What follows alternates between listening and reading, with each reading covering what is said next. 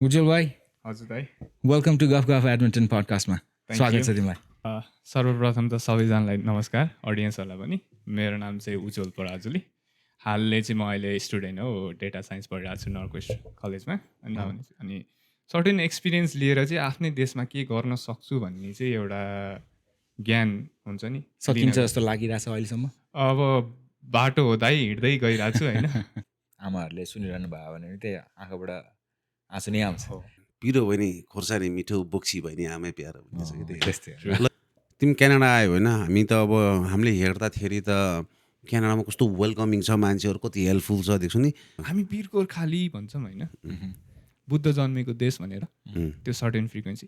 त्यस्तरी नै स्पिरिचुअलिटीमा चाहिँ इनर्जीलाई बिलिभ गर्ने हो क्या, एउटा स्वरूपलाई बिलिभ गर्ने हो, ताकि भगवान्को नाम दिएर भन्दा पनि एउटा इनर्जी चाहिँ छ है भनेर बिलिभ पछि बनाइदिन्छु होइन। उहाँलाई चाहिँ लौ भगवान् लौ परमेश्वर भनेर मनमा नै होइन, मैले केही गल्ती गरेछु भने मलाई त्यो त्यसलाई सल्भ गर्ने मौका। पेपर हेऱ्यो भने त लाइक कति छ, कसलाई बिलिभ गर्ने? लाइफ के एउटा सम्बन्ध पनि त विश्वासै हो नि त।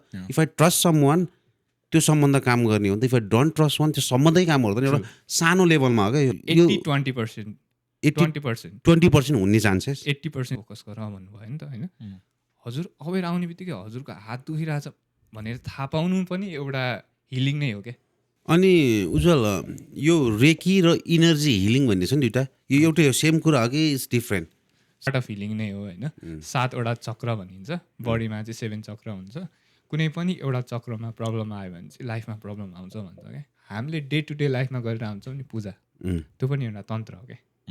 मन्त्र, तन्त्र र यन्त्र भनिन्छ क्या। मन्त्र भनेको चाहिँ मनको शान्तको लागि गरिन्छ।